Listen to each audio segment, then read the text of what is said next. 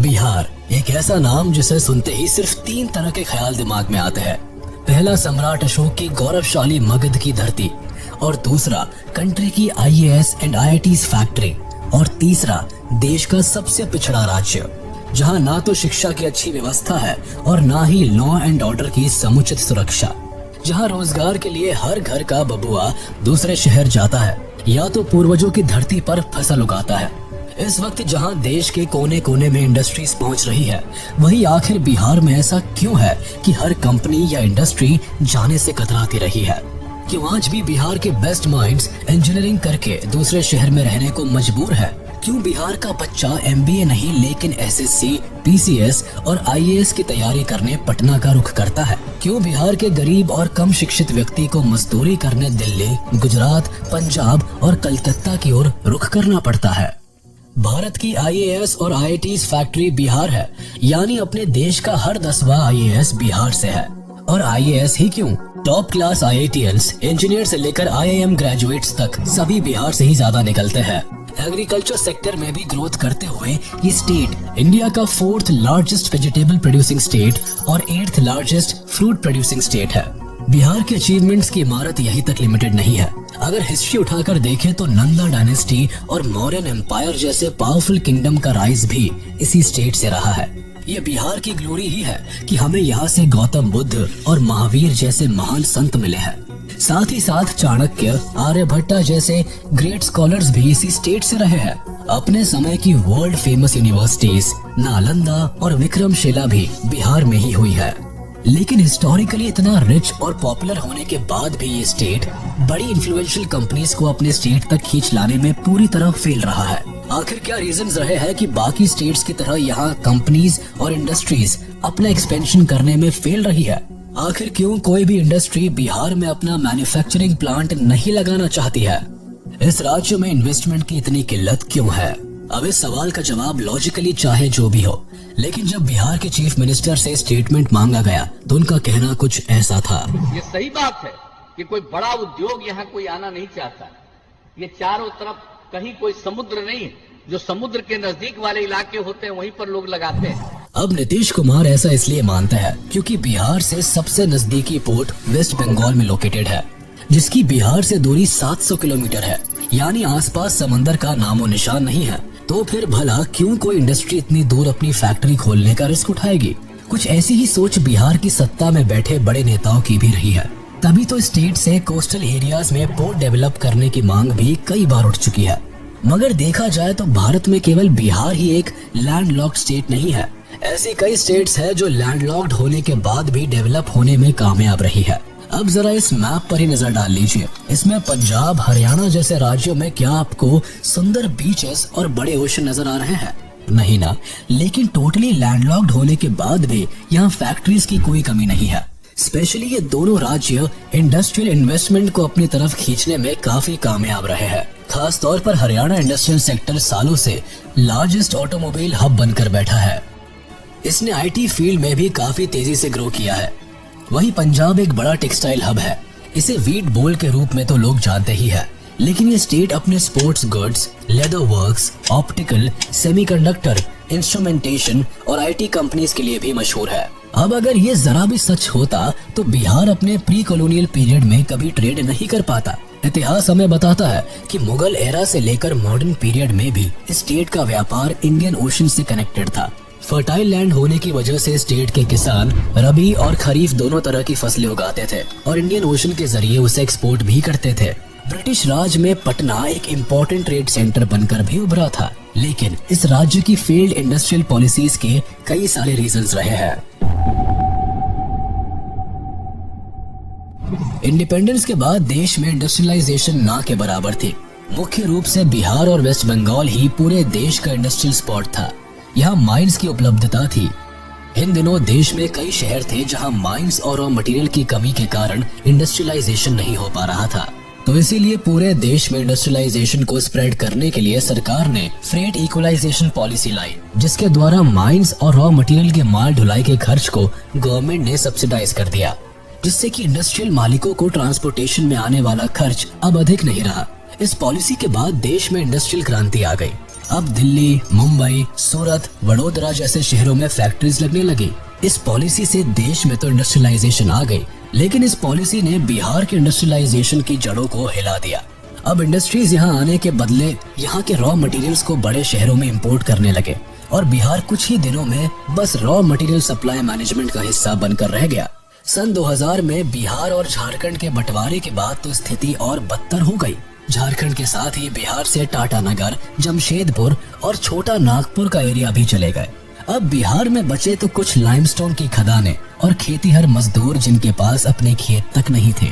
वहीं दूसरी ओर सरकार ने फ्रेट इक्वलाइजेशन पॉलिसी के तहत सिर्फ मैन्युफैक्चरिंग यूनिट्स के ही रॉ मटेरियल्स जैसे iron, steel, fertilisers and cement वगैरह पर ही सब्सिडी लगाई, जिससे कि बिहार की जो इंडस्ट्रीज थी वो तो अब बाहर का रुख करने लगे।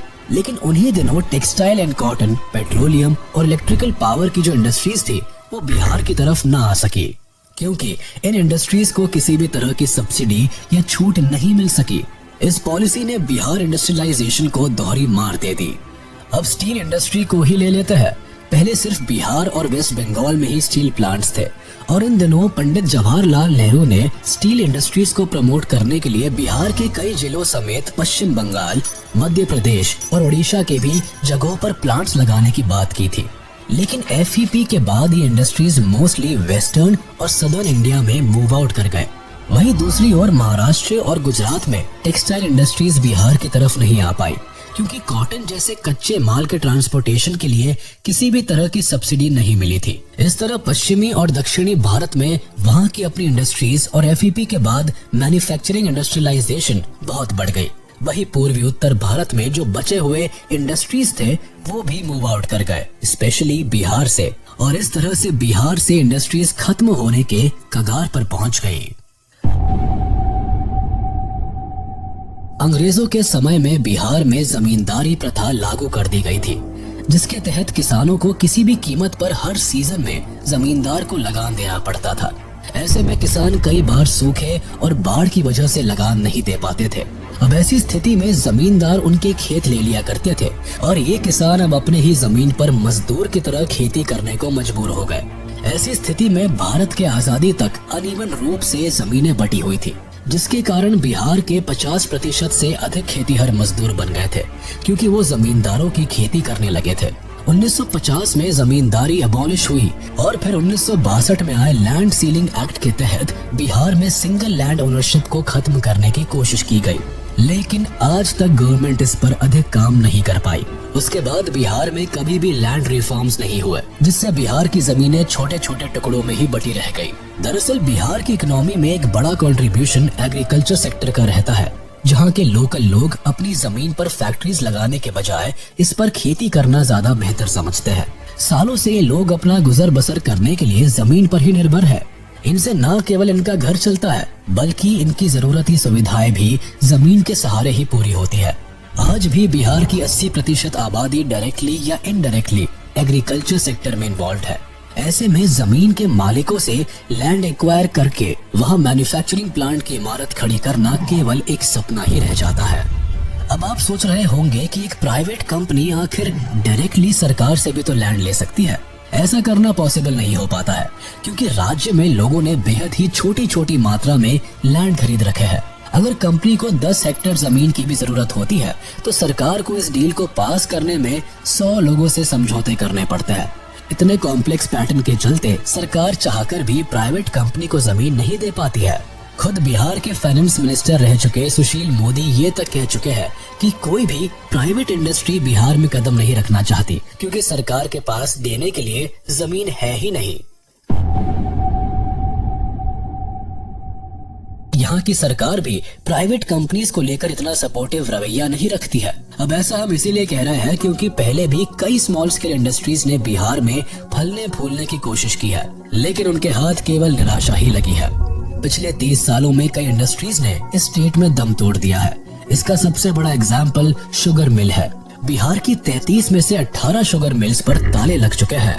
1960 से 70 के दशक में बिहार भारत के शुगर प्रोडक्शन में 40% का कंट्रीब्यूशन करता था, लेकिन अब यही आंकड़ा घटकर 2% तक रह गया है। राइस मिल्स की बात करें तो बिहार का 40% कल्टीवेटेड लैंड चावल उगाने के काम आता है, स्टेट में कभी 3000 राइस मिल्स हुआ करती थी, लेकिन स्कैम की चपेट में आते ही इसमें से 2000 मिल्स रातों रात बंद हो गई।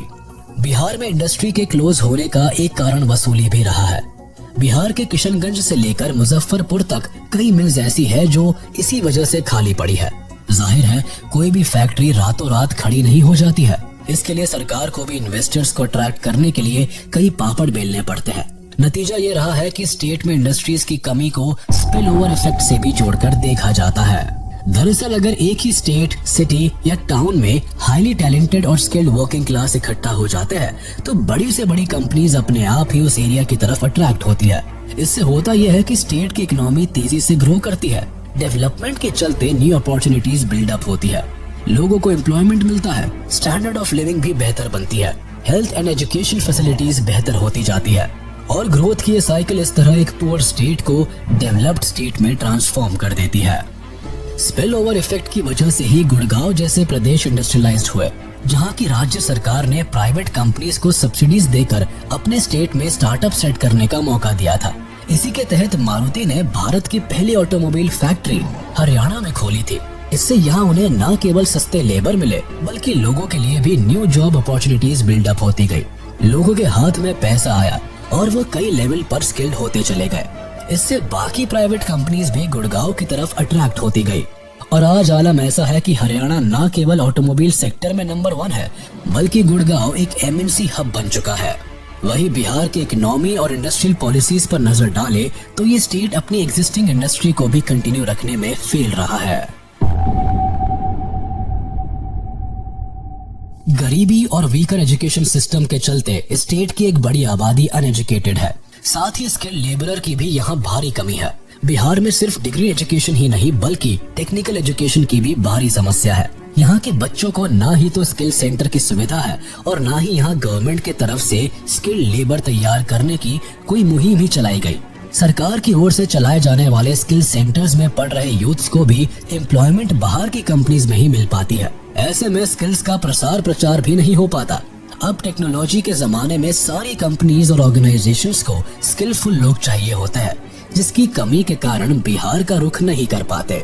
सत्ता में बैठी सरकारों ने कंपनीज को अपने राज्य तक खींच लाने के लिए पॉलिसीज तो कई बनाई है, लेकिन उन्हें इम्प्लीमेंट करने में पूरी तरह फेल रहे हैं। पिछले 30 से 40 सालों में बिहार गवर्नमेंट ने पॉलिसीज को काफी बदला है। 2006 में भी नीतीश कुमार ने इंडस्ट्रियल इंसेंटिव पॉलिसी बिहार में इंट्रोड्यूस की थी, जिसके चलते फैक्ट्री सेटअप करने के लिए कंपनी ओनर्स को सब्सिडी मुहैया कराई जानी थी, लेकिन ये पॉलिसीज प्रॉपर्ली इम्प्लीमेंट नहीं हो पाई।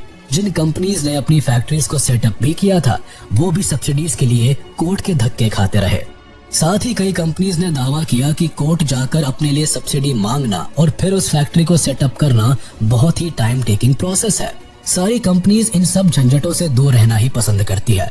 खास तौर पर जो बिजनेस अपने स्टार्टअप फेज में होता है वह इस तरह की लोकेशन को अवॉइड करना ही पसंद करते हैं। अब बिहार की गवर्नमेंट ने इस बैड रेपुटेशन को बदलने के लिए और पॉलिसीज को रिवाइव करने के लिए हालांकि एक नई पोस्ट प्रोडक्शन पॉलिसी भी लॉन्च की, लेकिन इससे भी बिजनेस ओनर्स कुछ खास खुश नहीं हुए।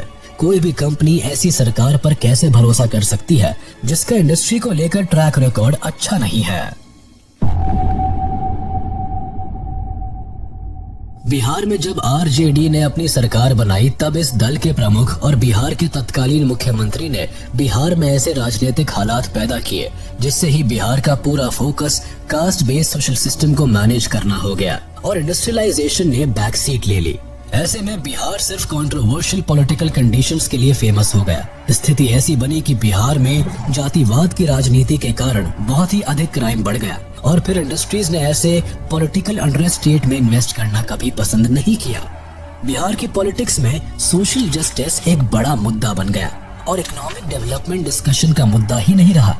अपर कास्ट ने दूसरे स्टेट की तरफ माइग्रेट करना शुरू कर दिया। इनके पास न केवल पैसा और जमीन थी बल्कि ये हाईली क्वालिफाइड भी थे। इनकी मदद से भी सरकार सोशल डेवलपमेंट प्रोजेक्ट पर काम कर सकती थी, लेकिन लालू यादव का डिसीजन था कि वह हाई प्रोफाइल ब्यूरोक्रेट्स को रिक्रूट ही नहीं करेंगे ताकि अपर कास्ट लोग इस पोजीशन पर ना बैठ सके। उनके ऐसे फैसलों ने न केवल बिहार की इकोनॉमी को कमजोर किया बल्कि कई लेवल्स पर स्टेट गवर्नमेंट को भी कमजोर कर दिया। यंग जनरेशन को एम्प्लॉयमेंट नहीं मिल पाया, लोअर क्लास लोगों को भी गरीबी से छुटकारा नहीं मिला और रही सही कसर करप्शन ने पूरी कर दी। पिछले 30 से 40 सालों में बिहार में करप्शन ने राज्य को खोखला कर दिया है। खुद इकोनॉमिक टाइम्स की रिपोर्ट्स बताती है कि बिहार में सरकारी नौकरी करने वाला छोटा बाबू भी करोड़पति है। यहाँ इंडस्ट्री इसलिए भी काम नहीं कर पाती है क्योंकि छोटे से छोटे लेवल पर काम कराने की रकम काफी बड़ी है। रेलवे, एजुकेशन सेक्टर से लेकर इंडस्ट्रियल सेक्टर में रिकॉर्ड तोड़ करप्शन है, जिसके चलते कई बड़ी इंडस्ट्रीज बिहार का रुख करने से भी कतराती है। लेकिन सवाल ये उठता है कि इस करंट सिनेरियो को कैसे बदला जा सकता है। आखिर कैसे बिहार एक पुअर स्टेट से हाई डेवलप स्टेट में ट्रांसफॉर्म हो सकता है। ब्रेन ड्रेन यानी कि प्रतिभा पलायन की परेशानी से भी बिहार जूझता रहा है, जो इसके इंडस्ट्रियलाइजेशन के राह में बाधा बनती रही है। यहाँ के बच्चे या तो यूपीएससी या पीएससी के परीक्षाओं की तैयारी करते हैं और या तो मेडिकल या इंजीनियरिंग करके बाहर चले जाते हैं। दूसरे राज्यों में इन्हें बेहतर लाइफस्टाइल और पेमेंट मिलता है, जिसकी वजह से यहाँ के लोग ही यहाँ अपनी सर्विसेज नहीं देना चाहते। बिहार के कई पूंजीपति भी इस राज्य में अपना व्यापार, कंपनी और फैक्ट्री नहीं खोलना चाहते। आज भी मुंबई, दिल्ली, कोलकाता और दूसरे शहरों में कई बिहारी पूंजीपति अपना बिजनेस चला रहे हैं और एम्प्लॉयमेंट्स जनरेट कर रहे हैं। नए जमाने में अब पढ़े लिखे बिहारी एंटरप्रेन्योर्स भी बैंगलोर और गुड़गांव जैसे शहरों को ही अपनी कर्मभूमि बना रखे हैं, जिससे कि स्टेट और भी निगलेक्ट होता जा रहा है। बदलते वक्त के साथ बिहार में भी अब बदलाव की बयार चली है। प्रदेश में शराब बंदी के बाद इंडस्ट्रियलाइजेशन को और धक्का लगा, लेकिन सरकार ने एथेनॉल के कई प्लांट्स लगाए और फाइनली बिहार में एक इंडस्ट्री के शुरू होने का बिगुल बजा है। देखने वाली बात है कि एथेनॉल के ये प्लांट्स बिहार में कितना ज्यादा इंडस्ट्रियलाइजेशन लेके आते हैं और एम्प्लॉयमेंट जनरेट करते हैं। इसके अलावा यहाँ सीमेंट्स की कई मैन्युफैक्चरिंग यूनिट्स भी सेटअप हुई है। लेकिन ये डेवलपमेंट्स बिहार के सालों से ठप हुई इकोनॉमिकल व्यवस्था को कितना सपोर्ट करेंगे, ये ध्यान देने की बात होगी। बिहार के इकोनॉमिक डेवलपमेंट चैलेंजेस ने आपको कितना सरप्राइज किया, हमें कमेंट सेक्शन में जरूर बताएं। वीडियो अच्छी लगी हो तो इसे लाइक शेयर जरूर करें।